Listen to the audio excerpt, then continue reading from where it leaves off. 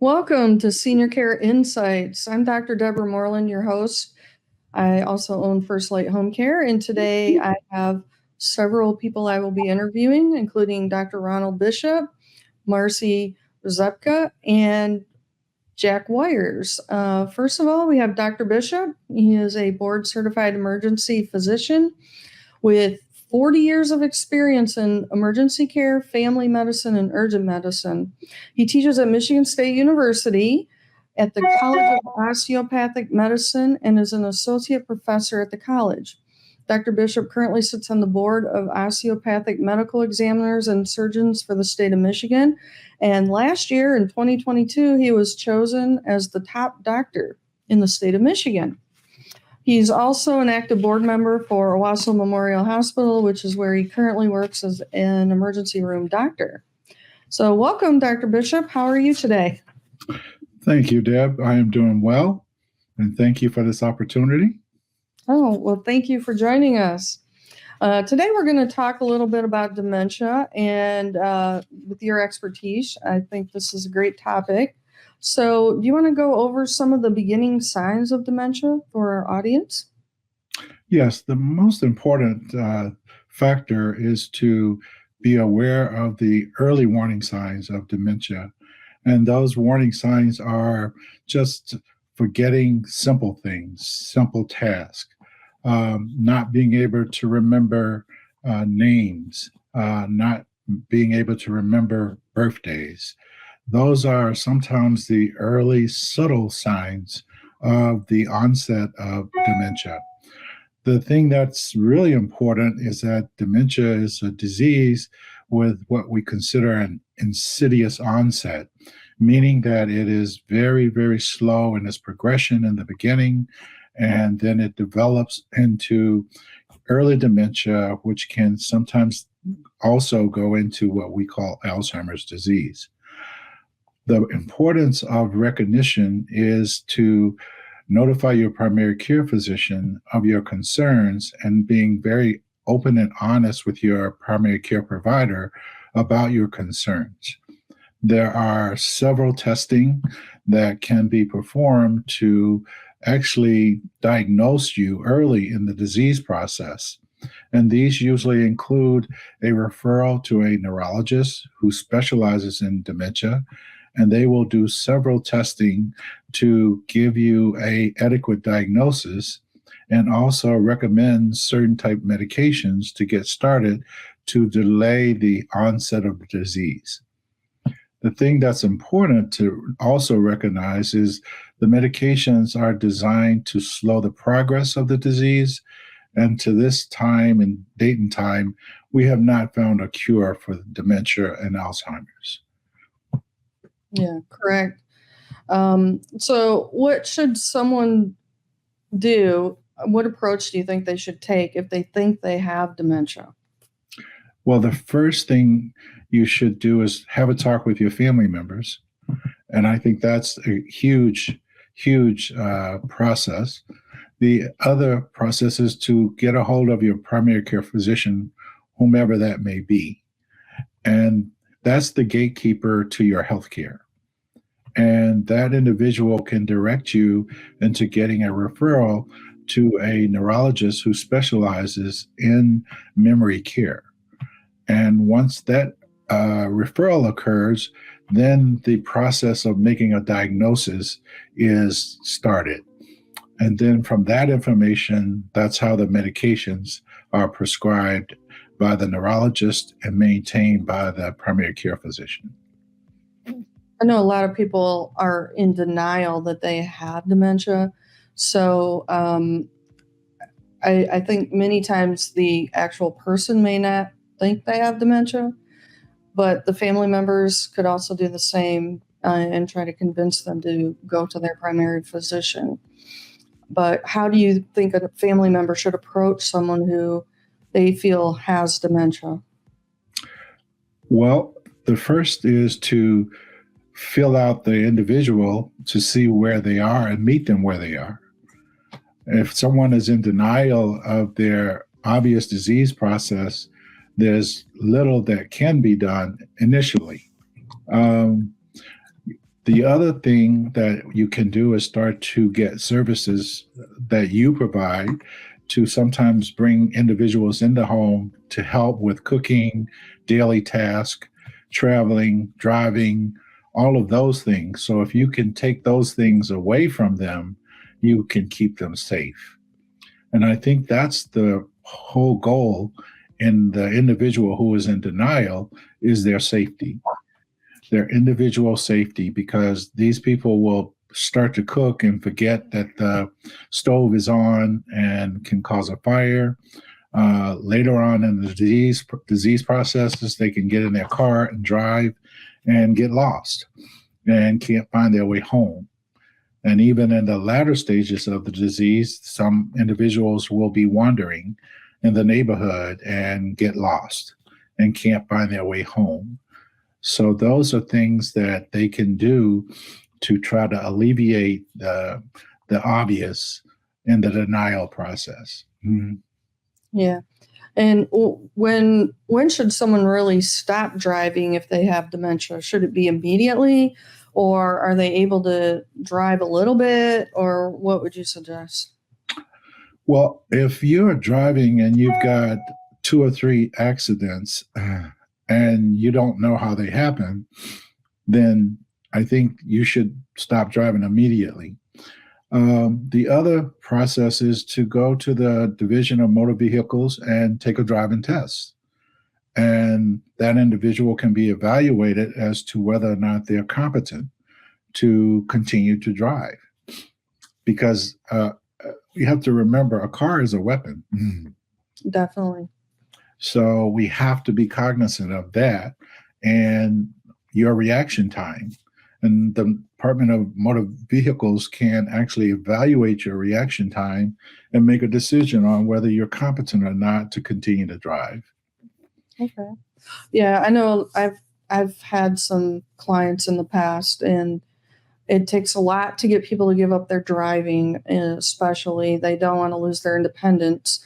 However, to keep them safe as well as the community, they need to consider giving it up as soon as possible and, use family members or a service to get them where they need to go. But so if a family member doesn't want a loved one to drive, can they just report that to the Department of Motor Vehicles and they'll schedule a test? Or Well, they can report it to the DMV. Sometimes they can intervene. The other thing is you can disable the car. Right. I've seen that happen. This is kind of a funny story, but I had a client about 5 or 6 years ago, and the family, took away the keys, and she decided to have her car towed to the dealership and get new keys made for it somehow. And then unfortunately she ended up in she didn't end up in an accident per se, but she was out driving on ice and came back home and fell on the ice, and then she never could go back home. So people need to think about their overall safety as well, and when they should be going in and out and things like that. So it was just, she just had it in her mind. It didn't matter. She could remember how to do that, but she was getting lost all the time. So what approach how should someone plan once they have a diagnosis? So looking down the road, it's very good to plan ahead, even though their dementia may not be very bad. People tend to put things off, but what are some things that they should be planning for? One, they should be planning for their care moving forward as the disease progresses. The second thing they should do is get their affairs in order while they're in their right mind, meaning the DPOA, who will make decisions for you when you cannot no longer make decisions. What do you want as far as your funeral arrangements, whether you want a funeral or not a funeral, whether you want to be cremated or buried. You also want to talk about your business aspects of what you want as far as your financial aspects and who you want your financial assets to go to. What do you want done with your home and all your assets? Those are all things that I think are important to have discussions about when you're in your right mind. Once the disease has taken over and you're reached the latter aspects of Alzheimer's, you're unable to communicate, and that creates a huge obstacle for your family members or your caregivers. Yes, it does. And if it's not written out, people make the decisions for you, and you don't really know what they might decide for you. So it's best to plan ahead. So I hear you have a book coming out soon. And when is that going to be released? And can you give us a little bit of information about that? Absolutely. I have, for the last 5 years, been thinking about writing a book, and the name of the book is Life One Breath Away. And this is actually a memoir of my life growing up in Birmingham, Alabama, in the segregated town of Fairfield, Alabama, and basically been pushed around in my family and growing up in the segregated area of Alabama, and then being forced into integration in high school, and then going to college and experiencing some bias and racial inequality in the institution of my own race, and managed to go to medical school. And I talk about my interests and my experiences in medical school. But I also talk about my experiences 40 years being in the emergency department, where I have experienced multiple individuals who have passed away. And what I realized in that experience is that when we die, you take one breath. And after that one breath, there's a calm. And it almost feels like it's something leaves your body, a spirit leaves your body, and it travels elsewhere. And I talk about that experience. And I also talk about the experience of birth, of when you are born, when you come through the birth canal. The first thing we do as physicians is look for that first breath. And that first breath is the beginning of your dash to the end of your last breath. And I also talk about Alzheimer's in my book. I talk about the importance of health and health maintenance, and the importance of having a primary care physician early on in your life so that you have a blueprint for your health for comparison's sake. The book also talks about my life and the experiences that I've had with personal experiences with depression. I talk about some of my health issues of being a prostate cancer survivor, and having 2 back surgeries, and the repercussions of having that and being depressed and coming out of it and being able to work and become productive. So this book is quite comprehensive. My hope is that they will read the book and be inspired that you can do anything that you want when you put your mind to it. My reason for writing the book was I wanted to be a doctor since I was at the age of 5, after having a conversation with my father, who wasn't able to go to college. And he always wanted to be a doctor, so I decided that I would pursue that avenue in his honor. And having lost my father, I know he's in heaven smiling down on me as a result of the success that I have made. So that's the essence of the book. And my hope is it's coming out end of October, first part of November. We're in the process of the editing and the cover, and I don't think we're far away. Well, that's awesome. I'm looking forward to reading it myself. So repeat the name of that book again so people know. Life One Breath Away. All right. Thank you so much, Dr. Bishop. Our next guest is going to be Marcy Rzepka. And We're ready for a break.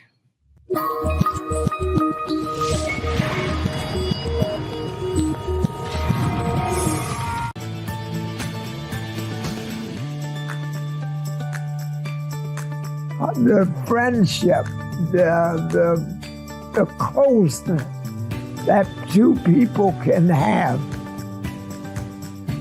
My caretaker just does everything I ask her to do.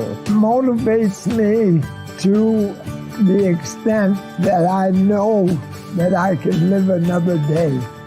She's my transportation. When we shop, groceries, she fixes my hair for me. And then she makes her lunch, she makes supper. She just ordinarily is a companion. And she walks the dog, which is wonderful. And still, she's a lovely companion. I love her. She's fantastic. And she's doing a good job. Time is valuable, especially when it comes to caring for a loved one. Instead of spending your day juggling caregiving tasks, you could actually spend quality time with your family, enjoying the memories, playing games, catching up on work, or simply relaxing and getting recharged. A client review stated, "We used First Light Services to care for my mom for almost 3 years in her home. We were very lucky to find such loving and compassionate caregivers. They were knowledgeable about mom's issues and truly cared about her well-being, as well as helping the family learn how to adapt to her changes. Our caregivers are professionally trained, background checked, must pass a drug test, and are compassionate. We offer flexible plans tailored to meet your family's needs, ensuring that you get time back in your day without compromising the quality of care. Don't let another day slip away being a caregiver. Make the call today and let First Light Home Care of Greater Lansing illuminate the pathway to exceptional home care and give you back the gift of time."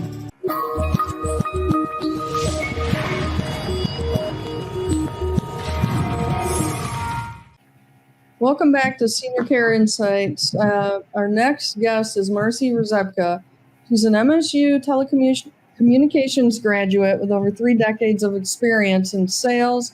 She has a remarkable story of resilience and compassion. In 2015, she faced a personal tragedy, though, losing her beloved brother and best friend, Mark. And then the same year, shortly after, she found out that she had kidney disease. These unfortunate experiences have led to the creation of the MARK Advocacy Group, a 501c3 nonprofit established in 2021. This organization that she runs provides vital support to individuals with kidney disease and diabetes. And in her role as a senior member relations manager at the Lansing Regional Chamber of Commerce, Marcy also continues to empower individuals and businesses in her community. When she isn't working, though, she enjoys time with her family, friends, her dog Ruxin, and cat Mabel, and she likes writing poetry and singing. Her journey is a testament to her unwavering commitment to helping others. So, Marcy, how are you doing today? I'm doing fantastic. How about you, Deb? I'm doing great. I'm doing really great. So, you want to go into why did you start MARK, the MARK Advocacy Group? Sure, and thanks for having me. So my brother had a lot of autoimmune diseases when he was young. He was sick all the time, and back then they didn't really look into autoimmune diseases. So as he got older, obviously my parents took care of him. As he got older, though, I stepped in, and as being such a close sister and him being my best friend, I stepped in as an advocate for him. So I went to many of his appointments. And through this journey, I got to see how people are treated based on the opinions of the healthcare industry that is formed with the patient. So, for example, my brother had to have a double hip replacement surgery in his early 30s because we have a degenerative arthritic disease that runs in my family. So he got put on a lot of opiates during that crisis. And then he had a lot of pain. We took him back in, and they just thought, here's this young man who wants to have, more drugs, when actually it was an infection in the hip. And had I not been there, it probably could have been a completely different scenario. And I realized how important it was not only to have your own voice, but to have someone that could back up your voice if yours wasn't heard. So from that point forward, I moved forward with him, going to most of his appointments. I was the person that could contact if he couldn't, along with my mom at that time. And I realized that this was a very important thing that people needed. And as I started paying attention, I saw how people didn't have someone to go along with them. And then when Mark got a little more sick, my mom and I were still his advocates, and then we lost him unexpectedly. He got an infection and he got sepsis and passed away in his home. And then 6 weeks later, I got diagnosed with stage 3 kidney disease. And as I started going through the process, again, acting as my own advocate, I realized I would see how many people would come to these appointments alone, who couldn't drive. They would ride a bus. They would, go home after a procedure alone. Recently, in the last year and a half, I went through the transplant program. And as I was in there getting a procedure where I had to be put under, the woman next to me was getting the same procedure. My driver got given my outpatient instructions, whereas this woman was in her 70s and had taken a bus there and was then having to take a bus home, listen to her own outpatient instructions. And I just realized, that this isn't something that should be happening. Everyone deserves to have someone go along with them, and not just taking them to and from appointments, but, taking notes, picking up scripts. We will be offering different types of training programs. So it's just, once I realized what a gap there was for people who, just to have someone embrace them in this situation where they are, I decided to launch this after my brother's name.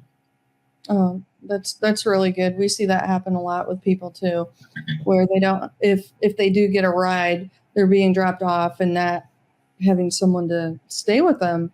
And a lot of times they don't even know what's going on, and it's good to have a second person there. So that's really good. What is your vision for that MARK advocates can impact in the community? So we're going to try and do this a little bit different.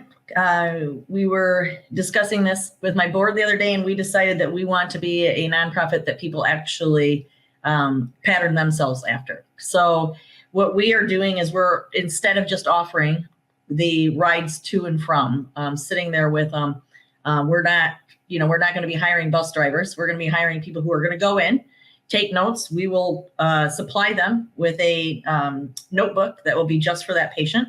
We will match patient experiences with advocate experiences. They will all be background checked, much as you do. They will also have to go through a series of training. My personal nephrologist will be on the training committee, teaching them from a doctor's perspective what kind of questions are important for them to ask that will get right to the point in the meat of why you're there and what is necessary to know and leave with. They will also be trained by myself and other people who have gone through as the patient, saying, here's what's important that you catch that I might miss, because sometimes you're overwhelmed as the patient and you're only grasping what little you can. And there might be small things that you may just kind of pass over in your mind, but really matter. So having someone else to capture that information is really important. They will also, we're going to be offering our advocates meditation and yoga, because this is very stressful. Caregivers often take on the brunt. I'm my own caregiver. There's times I need to do meditation and yoga for my own self, but because I have to deal with myself. But it's we're going to they can be a part of Medicare and Medicaid training seminars we're going to hold, so that they can remember the information if the patient comes up with questions. Blue Cross Blue Shield billing codes, things like that. So our advocates are going to be trained in a different way than most. It's not just, please come in and volunteer to do this. And then, we want to keep them long-term. Longevity is important in anything, and that consistency. And just like in your business, where they love to have that same person come to see them, having the same person to walk through the journey with them is most important. And that's what we plan on making happen at the MARK Advocacy Group. That's really a good thing because it can develop that relationship with that person, and they'll feel much better about having someone go along too once they get to know them. So how can people get involved and be an advocate? Sure. So you can go to markadvocacygroup.org, and we have applications there for people to fill out on our website. And then what they do from there is there'll be a part in there where they can give a little bit about not disclosing a lot of personal information, but saying, I prefer to work with someone with diabetes, or I prefer to work with someone who has kidney disease. It may be because they had a family member. It may be, we've got some advocates that have gone through the kidney transplant journey. So they're going to be able to know firsthand. So they might say, I prefer to work with someone with kidney disease. We've got people who have diabetes currently that are advocates. It's really, we'll meet people where they are. So if they want to be with someone who's just being diagnosed, if they want to be with someone who's been in the journey and feels like they've been left behind, we're going to kind of align it the best way, that we can actually kind of fit personalities and backgrounds together. So you go to our website, again, markadvocacy.org or at markadvocacygroup.org. You fill out the application, and then the training process begins. We have an interview process. You do a background check. And then once all those have passed and we go through the interview phase, then we start the training process and bring you on board. And how long does that take typically? So it's going to depend on the person and their time. So what we're trying to do is we will have in-person training sessions, and then we will have, if they can't make it, we will have sessions that will be offered online as well. So typically a lot of it's going to depend on, I believe it's like a couple weeks before you can get back the background check. Sometimes that's the holdup. So we're hoping that the whole process that we can get people started within like a 6 to 8 week window. Okay. In terms of being a nonprofit, how do you get funded, and what are ways that people in the community can help your group? Sure. So obviously we have a donate button. They can go to our website and donate there, or they can come to some of the events we put on. In this year, we did a golf outing. In June, we did a walk with another nonprofit. Next year, we are going to be doing a walk again with this other nonprofit in the spring. We have to determine the date yet. We will also be doing the golf outing June 13th at Groesbeck Golf Course for the MARK Advocacy Group. And we will also be taking over and bringing back the chili cook-off that was in the Lansing area until 2020. We'll be doing that again with another nonprofit with the help of Lansing Board of Water and Light. And that date's going to be September 28th. So they can come to any of these events. You can sponsor an event. You can play golf. You can walk with us. You can donate. You can come eat some chili. You can do any of those things. We also are working on, and we have currently at a bar in town called the Lansing Shuffle, we have a charity tap that they kindly donated because the owner's sister had passed away from kidney disease. They have 3 different types of beers that are rotating through this charity tap. It does not have my name on it. It's just a charity tap that they can do the QR code, go right to our site and donate, or 50% of any beer that is bought off that tap comes back to our group. So we're trying to find different ways to get people involved, but truly, if you didn't want to come to any events or do anything like that, you could just go online and donate. Okay. And in terms of referring people who have kidney disease or diabetes, how would somebody go about doing that? And are there any criteria specific for that? Or can anybody that's been diagnosed just be receive some help from you guys? Sure. We don't have a certain stage. Clearly, people with diabetes, obviously type 1, they're born with it. Type 2, people will typically get exposed to that based on diet and kind of how their exercise type of stuff is. If there's hereditary things, but it doesn't matter what stage they're in. We like to help people who have type 2 diabetes, because oftentimes the amazing thing I have found is that with simple diet changes, oftentimes that can be reversed. Most people who come to us with kidney disease are going to be in the stage 3 or stage 4 level, sometimes even stage 5, because you don't typically get diagnosed until stage 3, because it's a pretty symptom-free disease. You don't know it's a silent disease. 1 in 3 people are at a risk of having kidney disease. They may have it and not even know it, because again, there just aren't a lot of symptoms. So unless you go and ask for that panel of blood work to be pulled to check your kidneys constantly, then you probably aren't going to know. But no, there is no stage that we will not help. Even if someone comes on and says we're pre-diabetic, we're running into issues, and we're already starting to experience some health issues.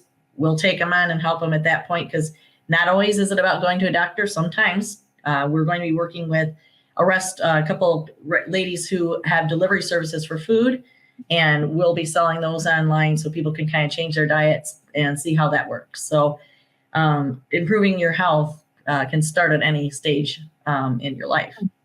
Oh, definitely it can. It might just take a few little changes, and it can make a huge difference in your life. Sure. So yeah. And having someone to encourage you and to do that, and to know that you're not alone. We'll also offer support groups of people who are in my position, waiting to get a transplant, or have, they're a donor and they have questions. They want to know what's going to happen. Or they're caregivers, or we simply are going to have just like a community forum where our patients can talk to each other if they so, choose to do so. Okay. And are there specific symptoms that are noticeable in the beginning at all for some people? So I think some of the things that, looking back now, if I think about the symptoms that I had, was I started to get really tired very easily. And without knowing it then, I was very, very dehydrated, and my hands would cramp a lot. So I had that going on, and I didn't drink a lot of water at that time. So I kind of chalked it up to that. But those are some of the early symptoms that you will see. Obviously, if you start having issues with, discoloration in your eyes, or, all of a sudden you have a lot of edema going on, definitely you need to get in somewhere, because that'll happen. I did have that too, where I would bloat up in my lower legs, and I couldn't figure out what was happening. By the time I was paying attention to being so tired, I had just lost my brother. So I figured it was just the grief that was taking that on. And I'm sure part of that was once I got diagnosed, but those would probably be the symptoms I would pay attention to. So if you're extremely thirsty, if all of a sudden you have issues that you're going to the bathroom either too much or not enough, those are symptoms. Cramping, bloating, edema, those are some of the symptoms I would look for early on. Okay. All right. Well, thank you so much for being on our show. Absolutely. You've given us a lot of information, and I hope some more people will get involved with your mission. And thank you again. Thank you, Deb. Have a great day. You too. Bye-bye. Bye.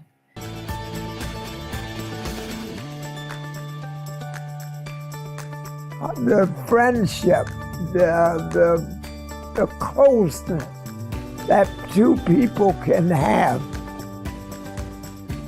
My caretaker just does everything I ask her to do. Motivates me to the extent that I know that I can live another day. She's my transportation.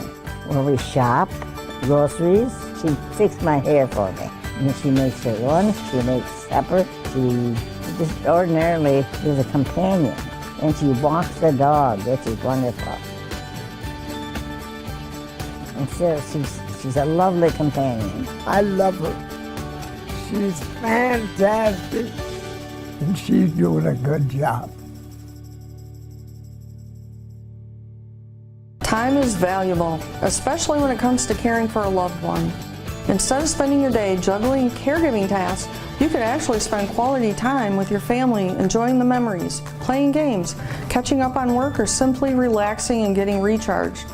A client review stated, "We used First Light Services to care for my mom for almost 3 years in her home. We were very lucky to find such loving and compassionate caregivers. They were knowledgeable about mom's issues and truly cared about her well-being, as well as helping the family learn how to adapt to her changes. Our caregivers are professionally trained, background checked, must pass a drug test, and are compassionate. We offer flexible plans tailored to meet your family's needs, ensuring that you get time back in your day without compromising the quality of care. Don't let another day slip away being a caregiver. Make the call today and let First Light Home Care of Greater Lansing illuminate the pathway to exceptional home care and give you back the gift of time.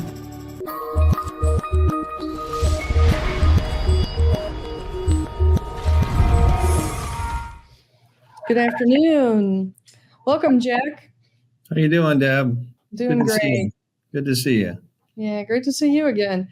All right, we have Howard J. Weyers, aka Jack, from the Family and Elder Law of Mid-Michigan, and he's going to be speaking to us today about powers of attorney. So after nearly 25 years of it being in the employee benefit industry, Jack decided to go back to school to pursue his dream of becoming an attorney. Coincidentally, he had the privilege of being a primary caregiver for his mother as well, who struggled with Alzheimer's disease. All of these experiences occurred at or around the same time to inspire him to pursue a career in the area of estate planning and elder law to help families plan for and endure in times of need. So, could you tell us about a significant moment and or experience that inspired your strong commitment to helping families dealing with various illnesses? Yeah, sure can, Deb. It's kind of a real kind of confluence of things that happened all at once, but I decided to go back to law school at a very old age. And when I did that, you have to take a law school entrance exam. So I had talked to some people that I knew were practicing law, and they had visions of me entering practice with them in the gaming law area. So it's very different than what I'm doing today. So you take a test called the LSAT, which is the law school entrance exam. The day after I took that exam, my mom was diagnosed with Alzheimer's disease. So I was still going to go down the original path, but as you mentioned before, Deb, I was one of her primary caregivers. And as we went through that process, I would take mom out, try to keep her engaged as much as I could. And one of the things I did was take her to a local memory care facility because they did gardening there, and it was somewhere I could take her where she could garden and be safe, that we didn't have to worry about her wandering off.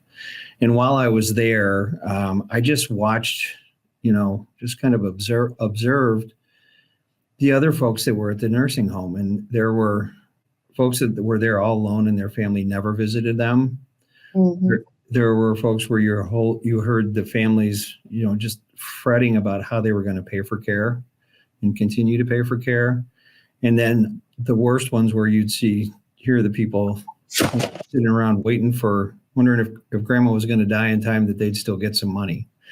So, you saw the really good and the really bad there. And that experience really inspired me to give up the gaming law piece and become an elder law attorney. So that's really what got me here. And that's what kind of fuels my passion on a daily basis.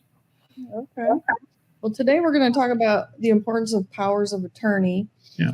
And so can you explain what are powers of attorney? So powers of attorney can cover a pretty broad area, but we always kind of refer to it as above ground planning.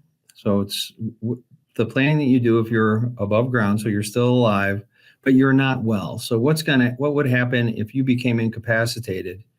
Who could make various decisions for you and act on your behalf?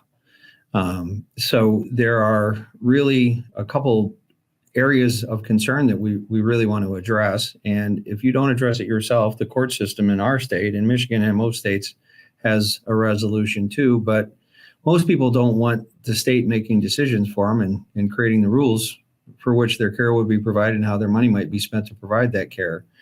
So there are really two primary documents that we use. One's called a patient advocate designation. Some people call it a healthcare power of attorney or a medical power of attorney or a healthcare proxy. And it's a document where you name the person who can make your healthcare decisions for you if you can't. The other document we use, we refer to it as a durable power of attorney, and that is the document that allows people to make financial and legal decisions for you when you can't make them for yourself. Okay. So what powers of attorney are needed? Are both of these needed, and why are they needed? Well, so again, as I said, the reason that they're different is because they're different in the law. So in Michigan, you may have heard of legal proceedings called guardianship and conservatorship. A guardianship is if somebody hasn't executed powers of attorney, and they can no longer make decisions regarding their care, custody, medical, and mental health treatment, someone has to go to the court and petition to become their guardian. Oftentimes the state does this, sometimes family members.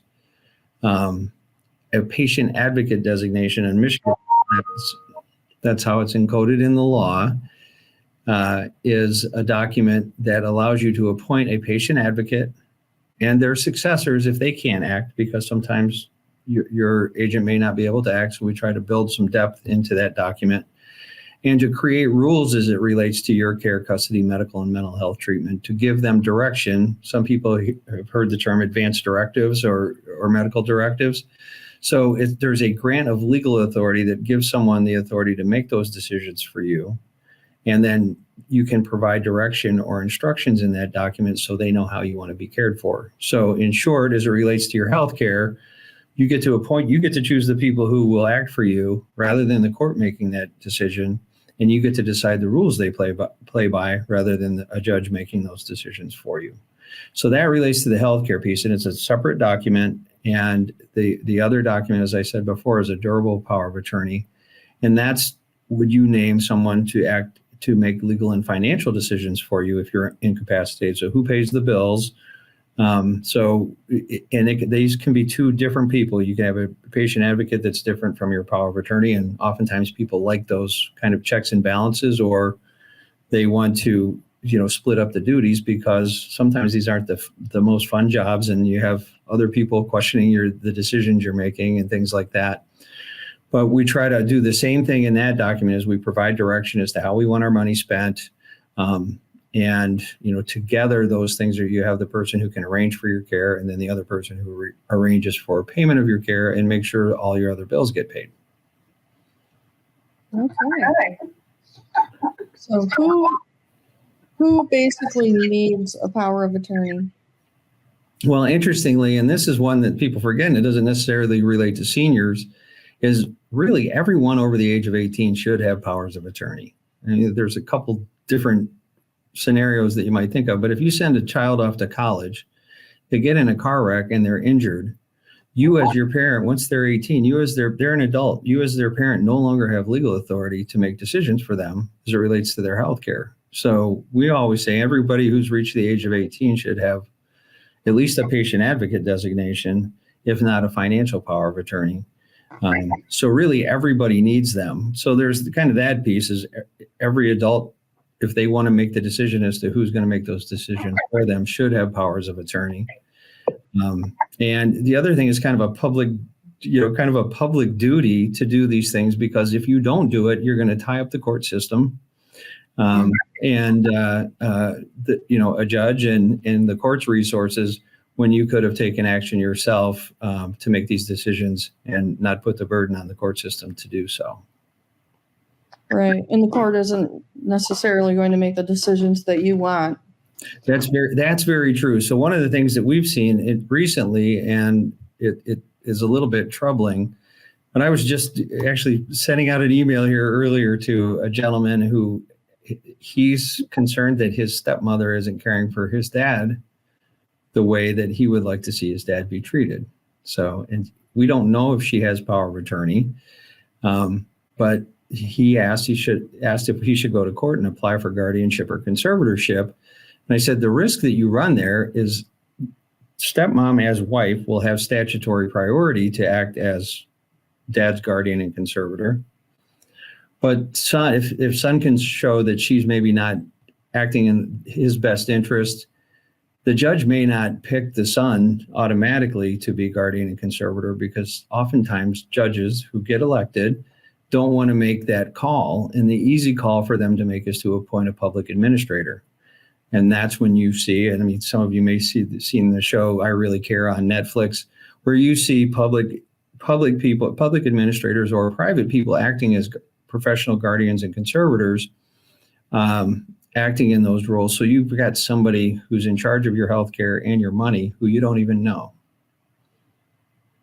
Okay. So it's a bit risky, and most people don't want to. Sounds like it. It sounds very risky. Yeah. So in fact, recently there was a Court of Appeals case here in Michigan where the Court of Appeals admonished a probate judge because he was doing this kind of, it became his standard of practice is when people came in, he would just appoint public guardians rather than appoint family members, even when the family members wanted to be the guardian. So it's just doing the powers of attorney is just a way for you to take control and for you to make the decisions rather than leaving that up to the state or the court. What specific decisions can all be made in a power of attorney in terms of healthcare? So we have what we call basic documents. And so for example, a basic patient advocate designation. In my case, I, Jack Weyers, appoint my wife, Becky Weyers, to make healthcare decisions when 2 doctors have certified that I'm no longer able to participate in my own healthcare decisions. If Becky can't do it, my buddy Mike is next. If Mike can't do it, my sister's next. So we build that kind of flexibility into the document. So that's the first decision you make. And we think you ought to make that, with some forethought. You want people to be able to carry out your wishes.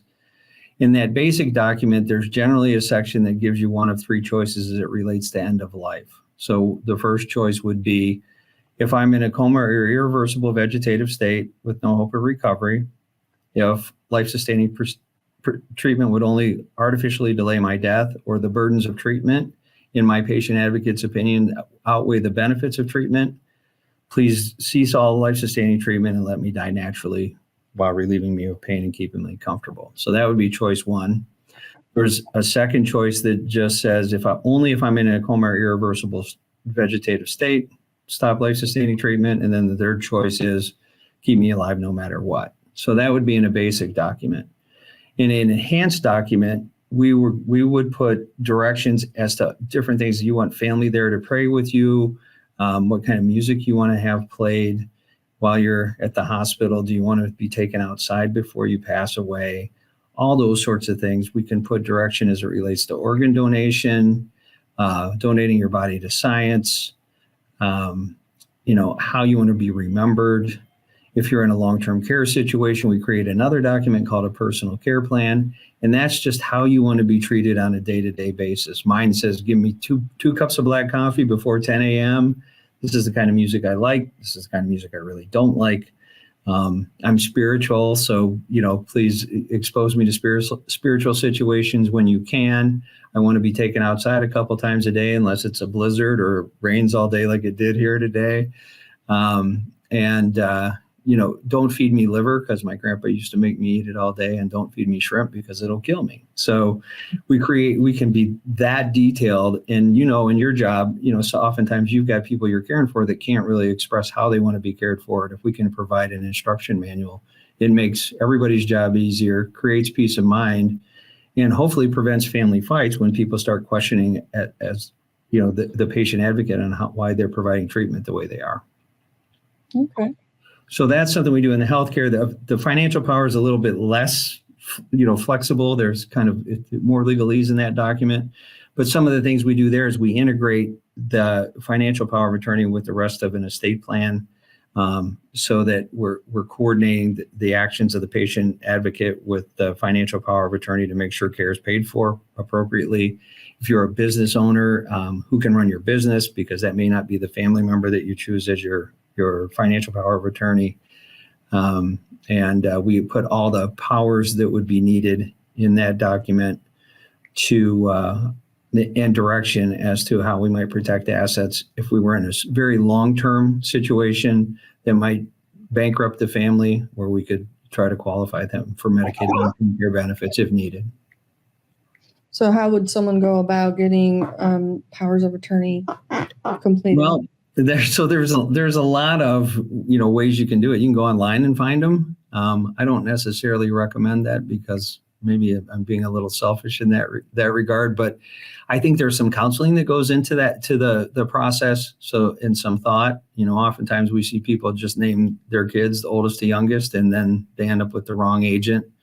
They maybe haven't thought through the decision-making process. So, the easy answer there is come see a lawyer, come see an estate planning or elder law attorney, preferably somebody that does elder law, and have them, just have these discussions about what you want to have happen, what you don't want to have happen, and who the right people are to make those decisions for you. Okay. Well, thank you so much for joining us today on Senior Care Insights. Your information was very valuable. I'm sure a lot of people don't realize everything that can be done using a power of attorney. And hopefully it saves some people some peace of mind, and I'll get in touch with you if they have any questions at all. All right. Thanks, Deb. Appreciate you having me here. Yeah, thank you for joining us. Time is valuable, especially when it comes to caring for a loved one. Instead of spending your day juggling caregiving tasks, you could actually spend quality time with your family, enjoying the memories, playing games, catching up on work, or simply relaxing and getting recharged. A client review stated, "We used First Light Services to care for my mom for almost 3 years in her home. We were very lucky to find such loving and compassionate caregivers. They were knowledgeable about mom's issues and truly cared about her well-being, as well as helping the family learn how to adapt to her changes. Our caregivers are professionally trained, background checked, must pass a drug test, and are compassionate. We offer flexible plans tailored to meet your family's needs, ensuring that you get time back in your day without compromising the quality of care. Don't let another day slip away being a caregiver. Make the call today and let First Light Home Care of Greater Lansing illuminate the pathway to exceptional home care and give you back the gift of time." We had some excellent interviews today with Ronald Bishop, doctor at Owasso Memorial Hospital.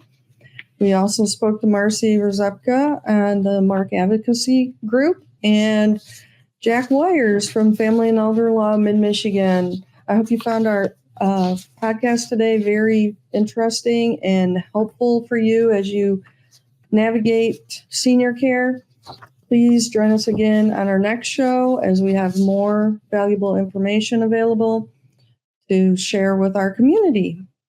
Thank you and have a wonderful day.